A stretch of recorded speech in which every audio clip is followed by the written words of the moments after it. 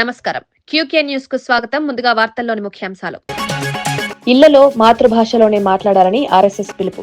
మాతృభాషతో సంస్కృతి విలువలు కాపాడబడతాయన్న అభిప్రాయం. పిల్లల్లో ఆత్మవిశ్వాసం పెరుగుతుందన్న ఆర్ఎస్ఎస్ నేతలు. ఇతర భాషలకు వ్యతిరేకం కాదని స్పష్టీకరణ.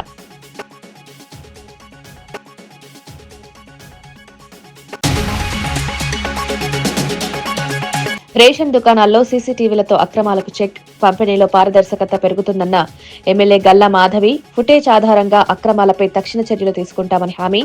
లబ్దిదారులకు పూర్తి న్యాయమే లక్ష్యమని స్పష్టం.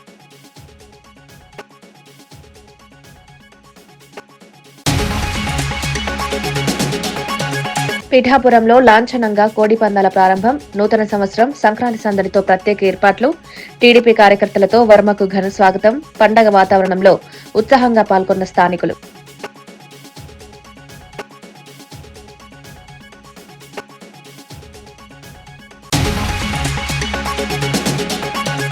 నీటి హక్కుల పోరాటమే తెలంగాణ అవతరణకు కారణమన్న సీఎం. సాగునీటి విషయంలో రాష్ట్ర ప్రయోజనాలే ప్రాముఖ్యమని వ్యాఖ్య.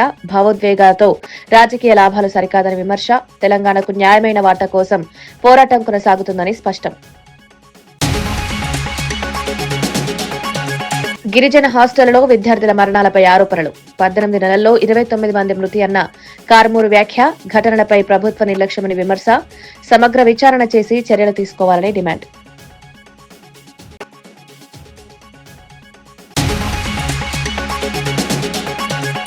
నూతన సంవత్సరం సందర్భంగా సచివాలయంలో ముఖ్యమంత్రి రేవంత్ రెడ్డిని మంత్రులు, ఉన్నతాధికారులు, ప్రజాప్రతినిధులు మర్యాదపూర్వకంగా కలిసి శుభాకాంక్షలు తెలిపారు. ఈ సందర్భంగా తెలంగాణ పోలీస్ జైళ్ల విభాగానికి సంబంధించి అధికారిక డైరీ, క్యాలెండర్ను సీఎం ఆవిష్కరించారు. రాష్ట్ర పాలన మరింత సమర్థంగా సాగేందుకు అధికార యంత్రాంగంతో సమన్వయంతో పనిచేయాలని సీఎం సూచించారు. నూతన సంవత్సరం రాష్ట్రానికి శాంతి, అభివృద్ధి తీసుకురావాలని ఆకాంక్షించారు. పలువురు కార్పొరేషన్ చైర్మన్లు కూడా సీఎంను కలిసి అభినందనలు తెలిపారు. సచివాలయంలో జరిగిన ఈ కార్యక్రమం అధికార వర్గాల్లో ఉత్సాహం నింపింది.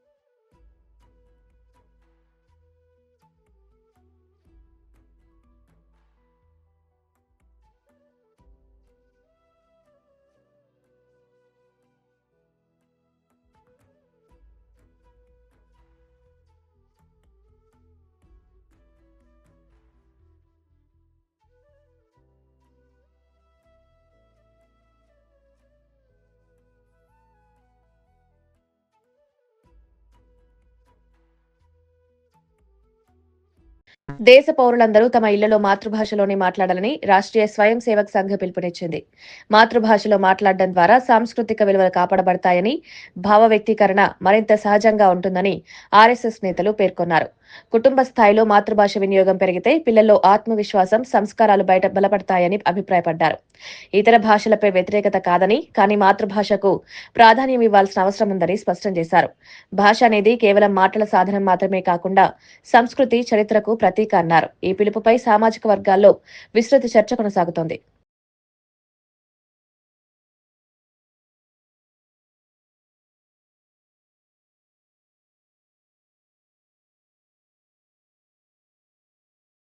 तो हमको कम से कम अपने घर के चौखट के अंदर भाषा अपनी बोलनी चाहिए। मेरी मातृभाषा में मैं बोलूंगा। अपने देश में अनेक भाषाएं हैं, सबको समझ में आए इसलिए कोई एक व्यवहार भाषा चाहिए, वो भी मैं सीख लूंगा। और जिस प्रांत में मैं रहता हूं वो अगर दूसरा प्रांत है तो वहां के लोगों की भाषा भी मैं सीख लूंगा, क्योंकि सारी भारत की भाषाएं अपनी राष्ट्र भाषाएं हैं, उनका मूल एक है, उनके शब्द अलग अलग है, उनमें भाव एक है। రాష్ట్ర వ్యాప్తంగా నూతన సంవత్సర వేడుకలు ఘనంగా జరిగాయి. ఈ సందర్భంగా మంత్రి కంద్ర దుర్గేష్ ప్రజలకు శుభాకాంక్షలు తెలిపారు. 2025 సంవత్సరం రాష్ట్రానికి అనేక కీలక విజయాలు అందించిందని, వాటి ఫలితాలు 26లో మరింత స్పష్టంగా కనిపిస్తాయని విశ్వాసం వ్యక్తం చేశారు. పాలన, అభివృద్ధి, సంక్షేమ కార్యక్రమాల అమలులో ప్రభుత్వం గట్టి అడుగులు వేసిందన్నారు. కొత్త సంవత్సరంలో ప్రజల ఆశలు, ఆకాంక్షలకు అనుగుణంగా మరింత వేగంగా పనిచేస్తాయని స్పష్టం చేశారు. అన్ని వర్గాల ప్రజల భాగస్వామ్యంతో రాష్ట్రాన్ని ముందుకు తీసుకువెళ్లడమే ప్రభుత్వ లక్ష్యమని పేర్కొన్నారు. నూతన సంవత్సరం రాష్ట్రానికి మరిన్ని అవకాశాలు తీసుకురావాలని ఆకాంక్షించారు.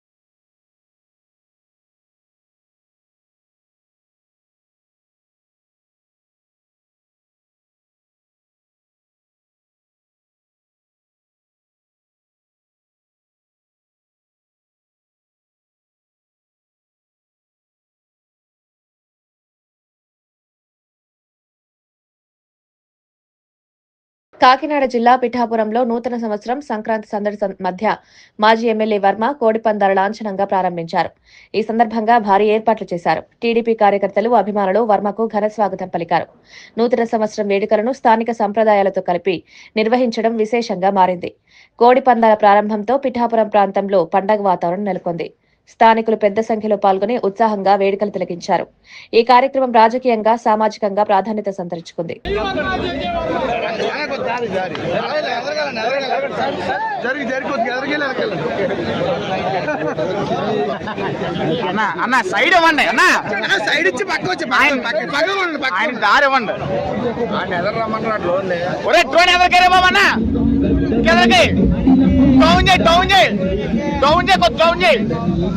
ఎలా ఉండదు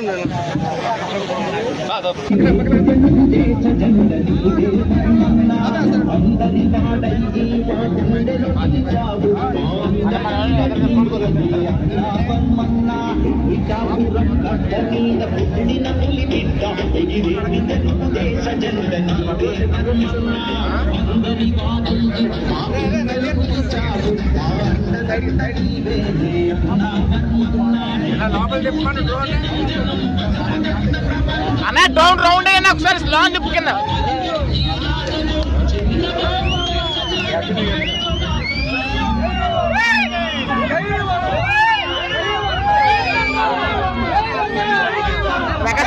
నీటి హక్కుల కోసం పోరాటమే తెలంగాణ రాష్ట్ర అవతరణకు ప్రధాన కారణమని ముఖ్యమంత్రి రేవంత్ రెడ్డి స్పష్టం చేశారు. తెలంగాణ ప్రజలకు, ముఖ్యంగా రైతాంగానికి న్యాయం చేయాలనే ఉద్దేశంతో ప్రభుత్వం పనిచేస్తోందన్నారు. ప్రభుత్వ ప్రయత్నాలను సమర్థించకపోయినా పర్వాలేదని, కానీ సంకుచిత రాజకీయ ప్రయోజనాలతో ప్రజలను తప్పుదోవ పట్టించడం సరికాదన్నారు. నీటి పంపిణీ, సాగునీటి ప్రాజెక్టుల విషయంలో రాష్ట్ర ప్రయోజనాలే ప్రాముఖ్యమని సీఎం స్పష్టం చేశారు. నీళ్లపై భావోద్వేగాలు రెచ్చగొట్టి రాజకీయ లాభాలు పొందే ప్రయత్నాలు ప్రజలు గమనిస్తున్నారన్నారు.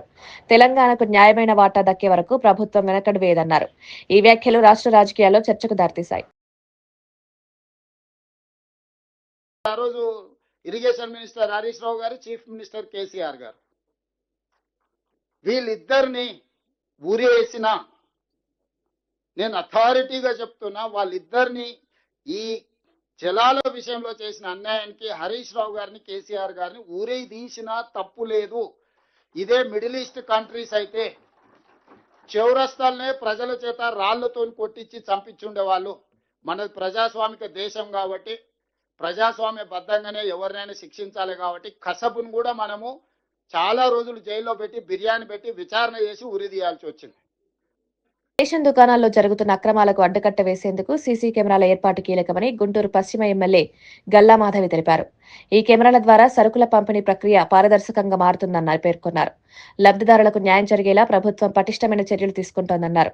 సీసీ కెమెరాల ఫుటేజ్ ద్వారా అక్రమాలకు పాల్పడే వారిపై తక్షణ చర్యలు తీసుకునే అవకాశం ఉంటుందన్నారు. పేదలకు రావాల్సిన రేషన్ సరుకులు పూర్తిగా చేరాలన్నదే ప్రభుత్వ లక్ష్యమని స్పష్టం చేశారు. ఈ నిర్ణయంపై లబ్ధిదారులు హర్షం వ్యక్తం చేస్తున్నారు.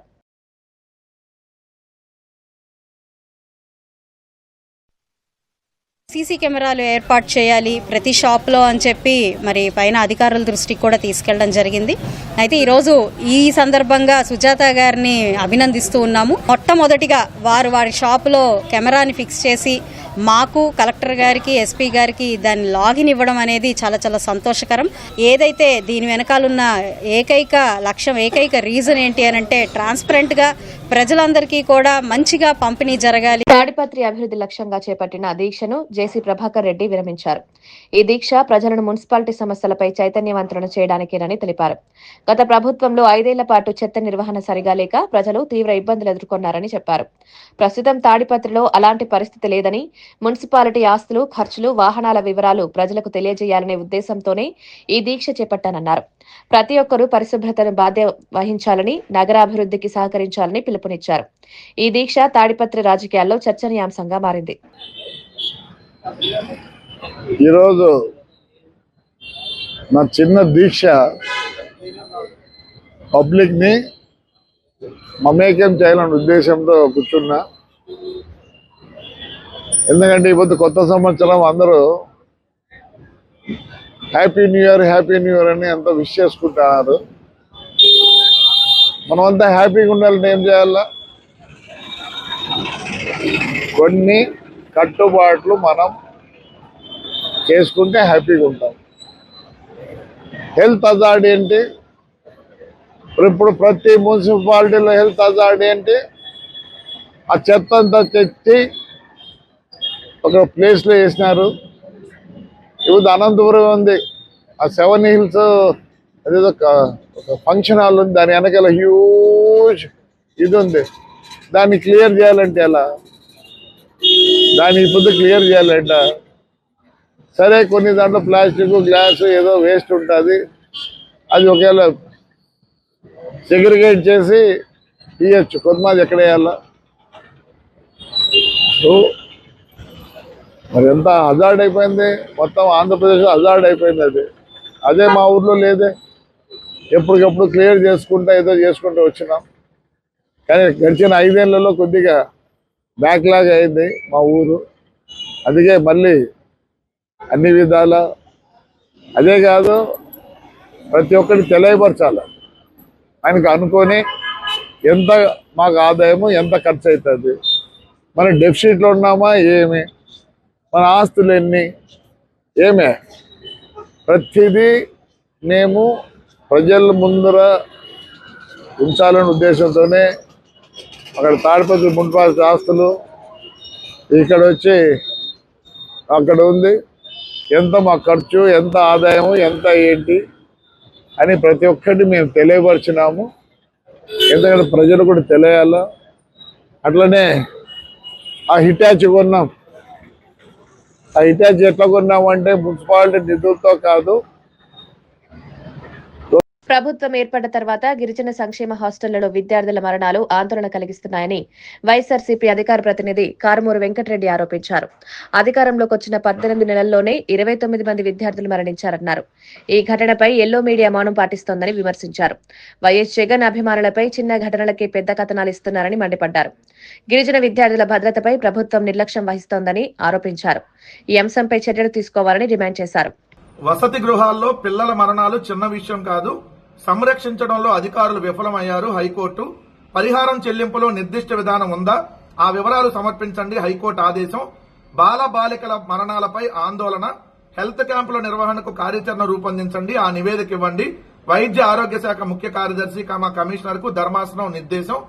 గిరిజన సంక్షేమ ఆశ్రమ పాఠశాలలో వసతి గృహాల్లో ఉంటున్న బాలికలు వివిధ అనారోగ్య కారణాలతో మరణించడంపై హైకోర్టు ధర్మాసనం ఆందోళన వ్యక్తం చేసింది.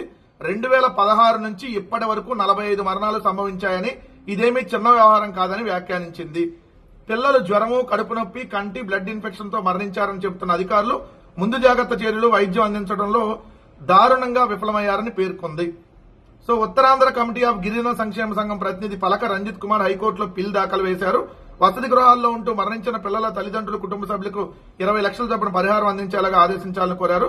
ఈ పిల్ బుధవారం విచారణకు రాగా పిటిషన్ తరపు న్యాయవాది వాదనలు వినిపిస్తూ ఇది జరిగిందని. 2016 నుంచి 2025 ఇప్పుడు మీరన్న డిసెంబర్ వరకు 45 మరణాలు సంభవిస్తే దాంట్లో చంద్రబాబు నాయుడు గారు అధికారంలోకి వచ్చినటువంటి 18 నెలల కాలంలోనే 29 మంది మరణించారు.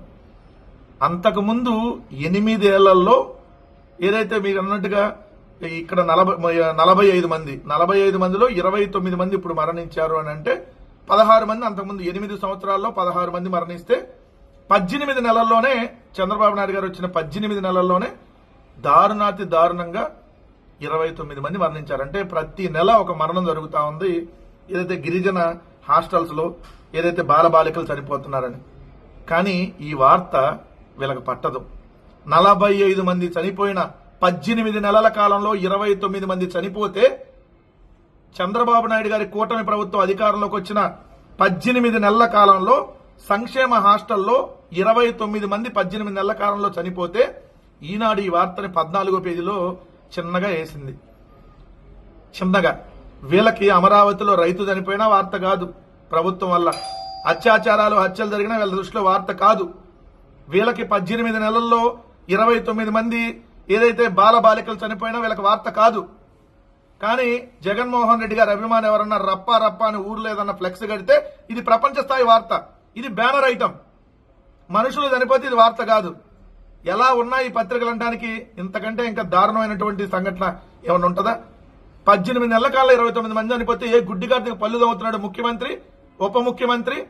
హైదరాబాద్ లో లేదంటే విదేశాల్లో జల్సాలు చేస్తా ఉన్నారు, లేదంటే ఇక్కడ దోచుకున్న సొమ్ముని దాచుకోవడానికి పోయారు. కానీ గిరిజన విద్యార్థుల పరిస్థితి రోజు రోజుకి దయనీయంగా ఉంది హాస్టల్లో అనేది క్లియర్ గా కనపట్లేదు. ఇక్కడ ఇప్పటికైనా చలనం, ఇప్పటికైనా మనుషుల్లాగా ప్రవర్తించండి ఈ కూటమి ప్రభుత్వంలో ఉన్న వ్యక్తులు. ఇది ప్రభుత్వం ఎంత దారుణంగా విఫలమైందనడానికి హైకోర్టు నిన్న వీళ్ళకి అక్షంతలు వేసినటువంటి సంఘటన. తిరుమలలో వైకుంఠ ద్వార దర్శనాలు భక్తి శ్రద్ధల మధ్య కొనసాగుతున్నాయి.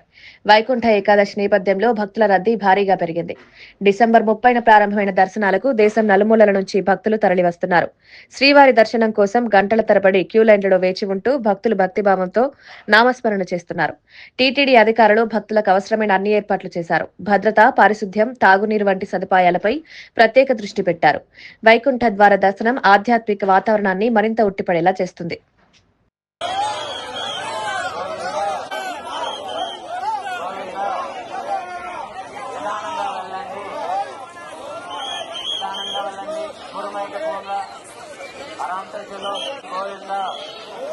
పరిగెత్తకండి, దయచేసి పరిగెత్తకుండా నిదానంగా వెళ్ళండి. గోవింద గోవింద గోవింద అరంపేటలో గోవింద గోవింద. నిదానంగా వెళ్ళండి మా దయచేసి వెళ్ళండి స్వామి. గోవింద గోవింద గోవింద. సరోదరం స్టార్ట్ చేస్తాను. క్యూలైనా పంపిస్తాను స్టార్ట్ చేస్తారు. ఆక్టోబస్ నుంచి పంపిస్తున్నాను.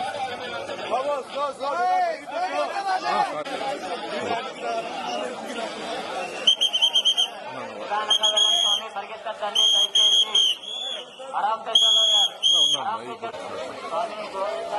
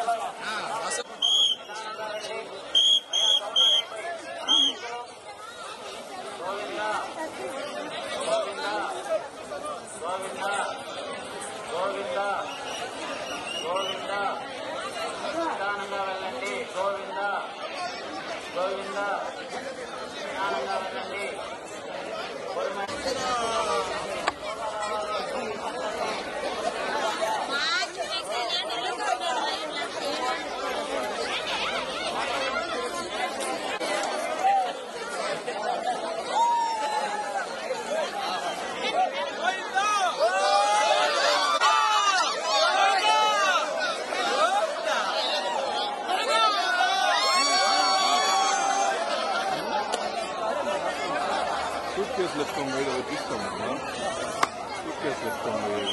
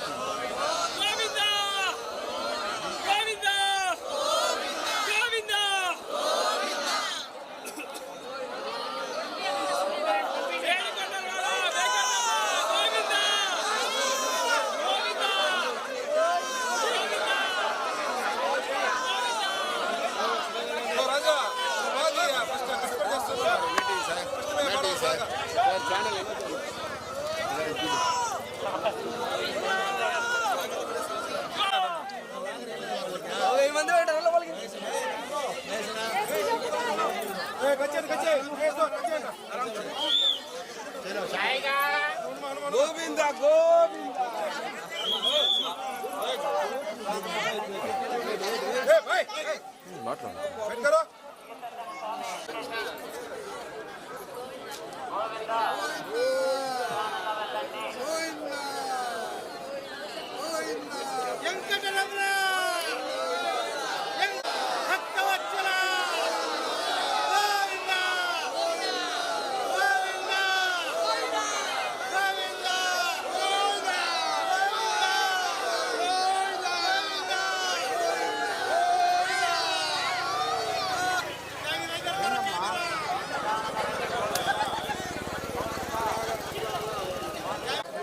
అనగనగా ఒక రాజు చిత్రం ప్రేక్షకులను కడుపుబ్బా నవ్విస్తుందని నటుడు నవీన్ పొలిశెట్టి అన్నారు. పండగ సమయాన విడుదలకు ఈ చిత్రం పూర్తిగా సరిపోతుందని భావించి సంక్రాంతికి విడుదల చేస్తున్నట్లు తెలిపారు. మీనాక్షి చౌదరితో జంటగా నటించిన ఈ చిత్రాన్ని తెరకెక్కించారు. ఈ నెల 14న సినిమా విడుదల కానుంది. హైదరాబాద్ లో నిర్వహించిన రాజుగారి పెళ్లి రిసెప్షన్ కార్యక్రమంలో మాట్లాడిన నవీన్, ఒకప్పుడు అభిమానిగా చూసిన హీరోల సినిమాలతో పాటు తన సినిమా విడుదల కావడం గర్వంగా ఉందన్నారు. ఈ సంక్రాంతికి విడుదలవుతున్న అన్ని సినిమాలు విజయవంతం కావాలని ఆకాంక్షించారు. Thank you very much. మిమ్మల్ని అందరినీ ఇలా కలుసుకోవడం చాలా టైం తర్వాత చాలా హాయిగా ఉంది. 2025 యాక్చువల్లీ చాలా చాలా సూపర్బ్ ఇయర్ మా అందరికీ. ఎందుకంటే 2026లోకి మనం ఎంటర్ అవబోతున్నాం. సో ఇంకో 1 డేలో ఫస్ట్ ఆఫ్ ఆల్ మా అందరి తరఫు నుంచి wishing all of you a very very happy new year. 2026 should be very happy and prosperous for all of you. 2024 చెప్పాలంటే నాకు యాక్చువల్గా చాలా టఫ్ ఇయర్. ఎందుకంటే 2023 తర్వాత ఒక 3 వరుస విజయాలు ఇచ్చిన తర్వాత అదే మొమెంటంతో మీ ముందుకు ఇంకో నెక్స్ట్ అదిరిపోయే సినిమా తీసుకొద్దాం అనుకున్నాను. కానీ అన్ఫార్చునేట్లీ ఒక మేజర్ యాక్సిడెంట్ జరగడం వల్ల 2024 మొత్తం నేను షూట్కి దూరంగా ఉన్నాను. ఆ టైంలో మెంటల్గా ఫిజికల్గా చాలా రికవరీకి చాలా టైం పట్టింది. సో అదే టైంలో ఈ అనగనగా ఒక రాజు అనే కథ రాయడం జరిగింది. అండ్ ఈ ఇయర్ 2025 ఫిబ్రవరి నుంచి ఈ సినిమా షూటింగ్ మొదలుపెట్టాం. ఆ టైంలో మీరందరూ సోషల్ మీడియాలో కానీ మెసేజెస్లో కానీ అన్న సినిమా ఎప్పుడు మేమందరం వెయిట్ చేస్తున్నాం. ఆ మెంటల్గా టఫ్ ఉన్న పీరియడ్లో మీరందరూ సపోర్టివ్గా మెసేజెస్ పంపించడం వల్లనే నేను చాలా తొందరగా రికవర్ అయ్యాను. సో పేరున మీ అందరికీ చాలా చాలా థ్యాంక్స్. మీ అందరి ఎనర్జీ, మీ అందరి లవ్ వల్ల 2025లో ఈ సినిమా విపరీతమైన ఎంటర్టైన్మెంట్తో విపరీతమైన ఎంజాయ్మెంట్తో మేము షూట్ చేయగలిగాం. అండ్ చాలా చాలా బాగా వచ్చింది సినిమా. సో మేము ఆల్మోస్ట్ జస్ట్ ఒక 6 monthsలో సినిమా ఫినిష్ చేసేసాం. ఈ సినిమా షూటింగ్ అప్పుడు మా ప్రొడ్యూసర్స్ అందరూ సినిమా ఫుటేజ్ చూస్తూ ఇంత ఎంటర్టైన్మెంట్ ఉన్న సినిమాని ఎప్పుడు రిలీజ్ చేద్దామని డిస్కషన్ వస్తే సంక్రాంతికి రిలీజ్ చేస్తే బాగుంటుంది అని వాళ్ళు డిసైడ్ అయ్యారు. సో నా లైఫ్లో నేనంటే మీలాగా వెనకాల గోల్ చేస్తూ ఆర్టీసీ క్రాస్ రోడ్స్లో బ్లాక్లో టికెట్ కొనుక్కునే బ్యాచ్ నేను. సో నన్ను తీసుకొచ్చి ఈరోజు సంక్రాంతి పండక్కి నా ఫేవరెట్ ఐడల్స్ తోటి నా సినిమా రిలీజ్ చేసుకునే స్థాయికి తీసుకొచ్చిన మీ అందరికీ పేరున నేను హృదయపూర్వక ధన్యవాదాలు తెలియజేసుకుంటున్నాను. సో ఈరోజు ఇక్కడికి వచ్చిన పెద్దలందరికీ చాలా చాలా thanks. We're very very happy with the way అనగనగా ఒక రాజు హ్యాస్ షేప్డ్.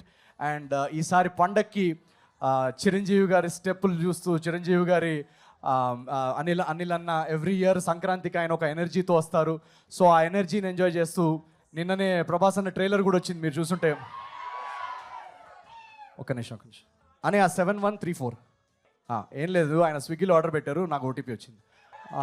అది మా ఫ్రెండ్షిప్ అలాంటిది, తెలిసింది కదా. సో రాజా సాబ్ కానీ అన్ని సినిమాలు ఫస్ట్ ఐ థింక్ ఎవరో ఇందాక అంటున్నారు, నాకు చిన్నప్పటి నుంచి నేను కూడా చాలా వార్తలు ముగించే ముందు ముఖ్యాంశాలు మరోసారి. ఇళ్లలో మాతృభాషలోనే మాట్లాడాలని ఆర్ఎస్ఎస్ పిలుపు. మాతృభాషతో సంస్కృతి విలువలు కాపాడబడతాయన్న అభిప్రాయం. పిల్లల్లో ఆత్మవిశ్వాసం పెరుగుతుందన్న ఆర్ఎస్ఎస్ నేతలు. ఇతర భాషలకు వ్యతిరేకం కాదని స్పష్టీకరణ.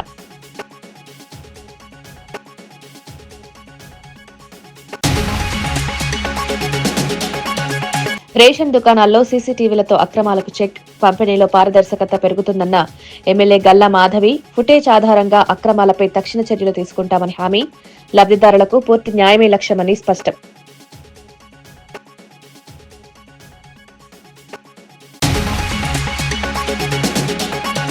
పిఠాపురంలో లాంఛనంగా కోడి పందాల ప్రారంభం. నూతన సంవత్సరం సంక్రాంతి సందడితో ప్రత్యేక ఏర్పాట్లు. టీడీపీ కార్యకర్తలతో వర్మకు ఘన స్వాగతం. పండగ వాతావరణంలో ఉత్సాహంగా పాల్గొన్న స్థానికులు.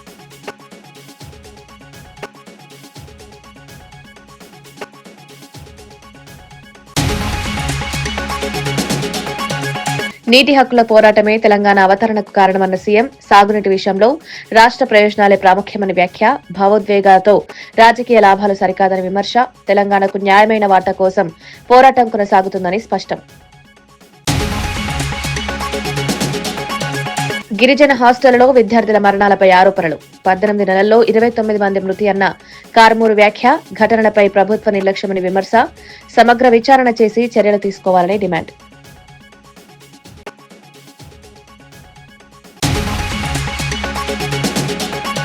ఇవి ఈనాటి వార్తా విశేషాలు. మరో బులెటిన్లో మళ్ళీ కలుద్దాం. నమస్కారం.